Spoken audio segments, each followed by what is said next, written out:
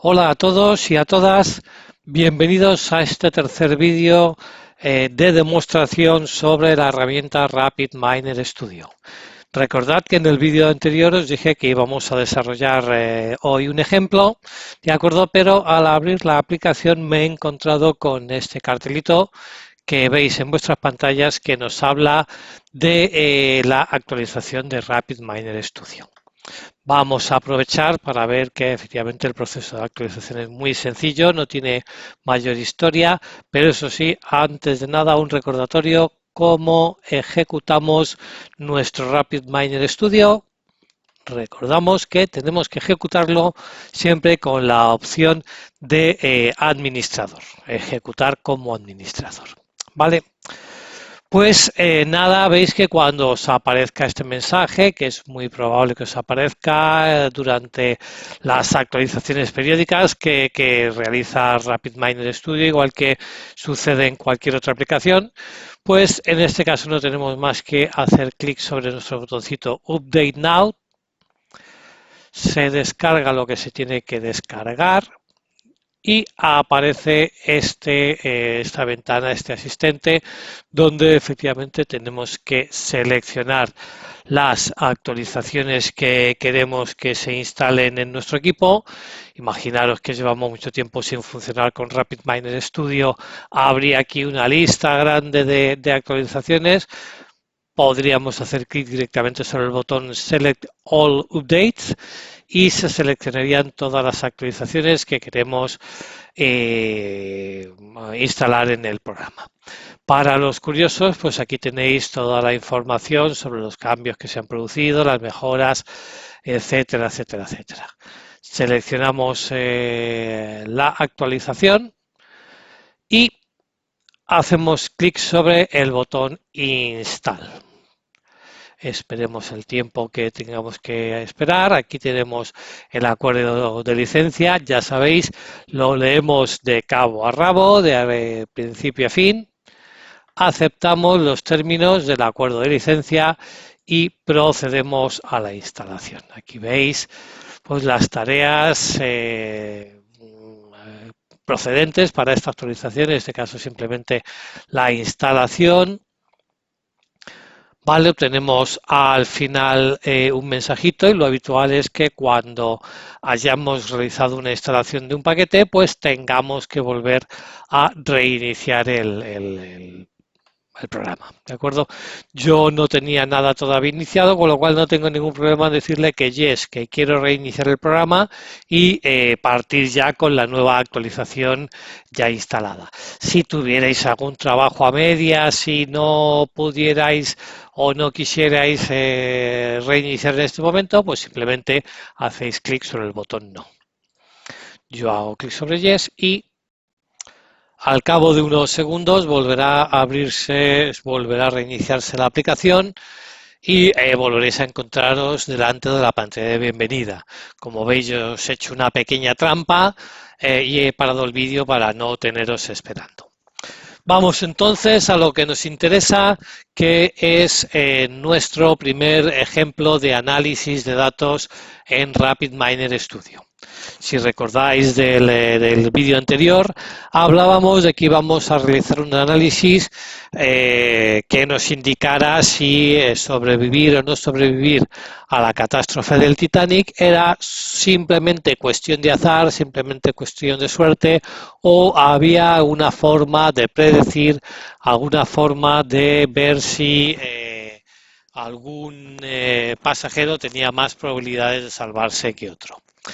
Pues bien, si recordáis un poquito, por hacer un poco de historia, la historia del Titanic, más allá de ver a Leonardo DiCaprio haciendo el ganso en la prueba del barco, pues hace referencia a un gran crucero de pasajeros que en sus tiempos se consideró como uno de los más seguros y era el más grande, un crucero con capacidad para muchos pasajeros. De hecho, se calcula que en el viaje inaugural del Titanic, que fue cuando se hundió, al chocar contra un iceberg, de acuerdo, pues había más de 2.200 personas en el barco entre tripulación y pasajeros. Y solo se salvaron en esa madrugada del 14 al 15 de abril de 1912, solo se salvaron un puñado de personas. Se calcula que murieron más de 1.500 personas. Vale, pues vamos a traspasar ese análisis a RapidMiner Studio. Empezamos un nuevo proceso en blanco directamente haciendo clic sobre el icono del panel de bienvenida y como ya estuvimos viendo en el último vídeo, nuestra versión, nuestra copia de RapidMiner Studio pues tiene su propio repositorio de bases de datos que podemos encontrar aquí en el panel repositorio, recordad, y en concreto dentro de la carpeta samples y dentro de la subcarpeta data. La base de datos con la que vamos a trabajar en concreto en este vídeo es Titanic Training. Titanic Training, si queremos ver un poco en qué consiste, podemos hacer doble clic sobre su nombre y aquí veis su contenido. Aquí veis que se trata de una tabla, tenéis que ir acostumbrándoos a la nomenclatura de bases de datos. Esto es una tabla, es una representación de datos en forma de filas y de columnas.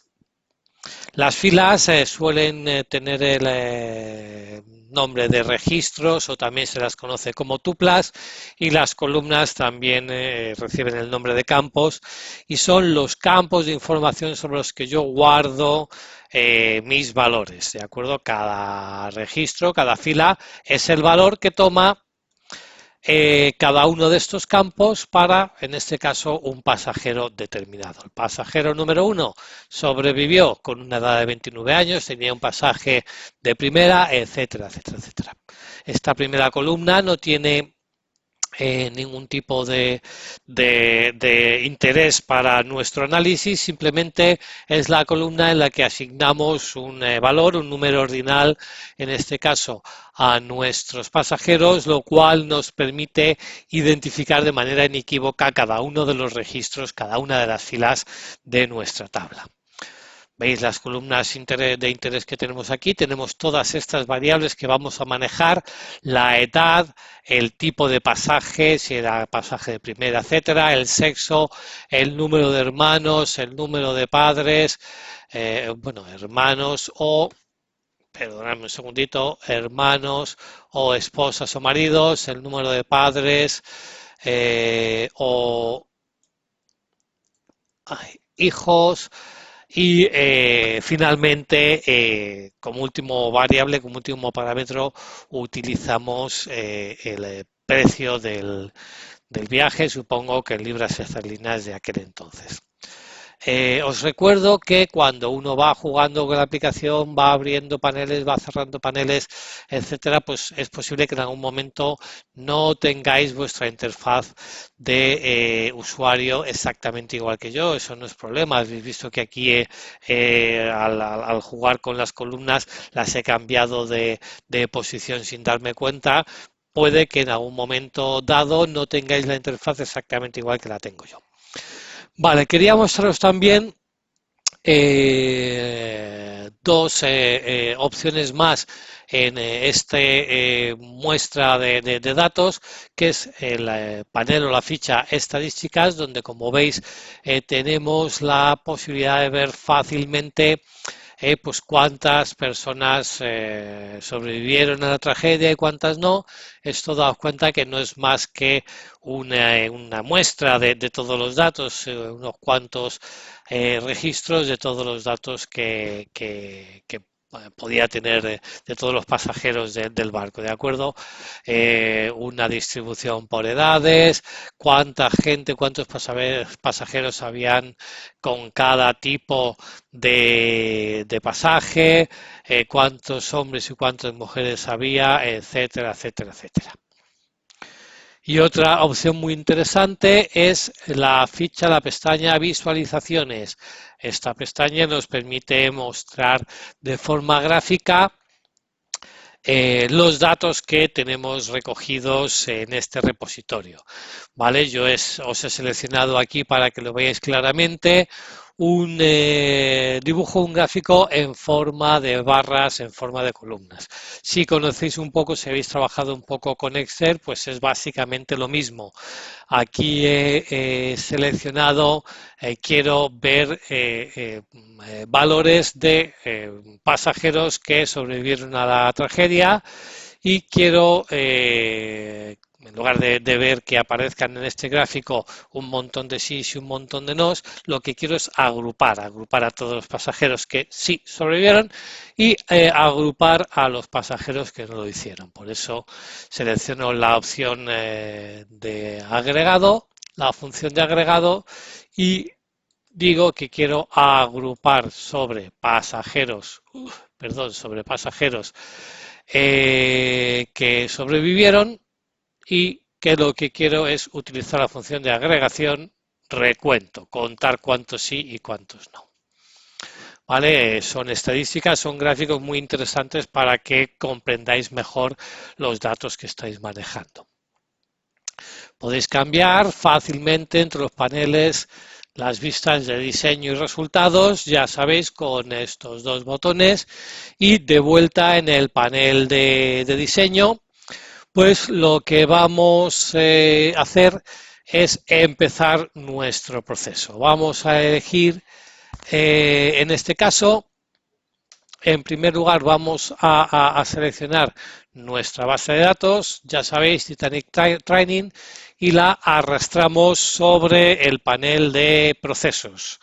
Ya tenemos este primer elemento listo para nuestro análisis y ahora lo que tenemos que hacer a continuación es seleccionar el operador que queremos utilizar. En este caso vamos a utilizar un operador conocido como Decision Tree o árbol de decisiones. Un árbol de decisiones es un método analítico en el que a través de una representación esquemática de las alternativas disponibles podemos tener una mayor facilidad para la toma de decisiones. Vamos a ver que se va a desplegar un árbol y dependiendo de las características de cada pasajero podemos ver si al final tenía más o menos probabilidades de sobrevivir. Este es un método que se utiliza mucho en el análisis de mercados, es especialmente útil sobre todo cuando hablamos de cálculo de riesgos, de cálculo de costes o de beneficios en la empresa. Vale, pues vamos a sacar a la palestra, a llevar a nuestro panel de proceso, vamos a llevar ese operador, el operador de árbol de decisiones. Observad cuál es la ruta para localizarlo en el panel operadores. Vamos a desplegar la carpeta modelado, modeling. Vamos a buscar aquí los modelos predictivos, desplegamos y dentro de los modelos predictivos aquí tenemos una subcarpeta con árboles y aquí está nuestro árbol de decisiones. Arrastramos a nuestro panel de procesos. Y bien, una vez que tenemos estos dos elementos en el panel de proceso, lo único que tenemos que hacer es unirlos entre sí. Recordad que estamos diciendo en todo momento que un análisis de datos parte de un paquete de datos en bruto que tenemos que no significan absolutamente nada y que a través de determinados tipos de operaciones, de determinados tipos de análisis, de manipulaciones de esos datos, nos van a conducir a una información, lo que decíamos que era el concepto de información. Ya esos datos tratados que nos proporcionan una información, un valor útil que nos sirve para tomar decisiones en nuestra empresa. La unión entre estos elementos es muy sencilla, solo tenemos que unir los nodos correspondientes, aquí los tenéis, simplemente a hacer clic sobre el nodo de salida de nuestro bloque de datos y arrastrarlo hasta el nodo de entrada del bloque de operadores. Con el bloque de operadores lo mismo, arrastramos desde el nodo que pone mod, el nodo del modelo y lo arrastramos hasta el nodito res, el nodo de resultados, dejando definido así perfectamente todo lo que sería el proceso de nuestro análisis. El siguiente paso es el más divertido y el más sencillo, porque simplemente es ejecutar el análisis. Como en la mayoría de los dispositivos que tenemos en casa, pues vemos un botoncito en forma de triángulo que nos permite arrancar, que nos permite iniciar en este caso el análisis. Veréis que este análisis es extremadamente rápido, hacemos clic sobre el botón y en cuestión de pocos segundos tenemos ya disponible el análisis correspondiente, ¿vale? Algunos de vosotros seguro que tenéis por aquí el panel de repositorio abierto, no nos deja mucho espacio para maniobrar, os recomiendo que lo cerréis y como veis este árbol de decisiones pues podemos moverle como queramos haciendo clic sobre la pantalla con el botón izquierdo del ratón y desplazando, moviendo para colocarlo en la posición que deseemos. Si hemos cerrado un panel como el panel de proyectos, si queremos volver a reabrirlo en un momento dado, pues muy fácil. En el menú View nos vamos al submenú Show Panel y buscamos el panelito que queramos mostrar, el panel de repositorio, el panel de procesos, lo que queramos reutilizar, reubicar. ¿Vale? El movimiento de paneles es como el de muchas aplicaciones. Yo puedo dejar el panel flotante, llevármelo para un lateral de la aplicación. Ahí más o menos lo teníamos.